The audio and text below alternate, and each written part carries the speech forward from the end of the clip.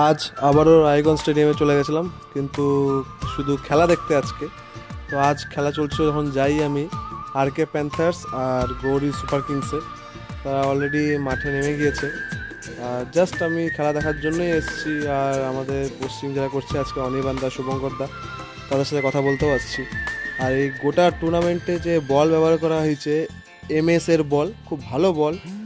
20 ওভারের ম্যাচ খেলার মতো উপযোগী ঠিকই, কিন্তু 20 ওভারে বেশি ম্যাচও খেলা যাবে এই বল দিয়ে। আর সিম পজিশন বলটা খুবই ভালো।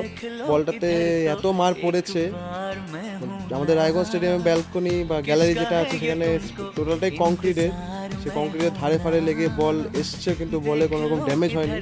তো এই বল নিয়েছে আমাদের টুর্নামেন্টের জন্য আমাদের নিতাইদার কাছ থেকে।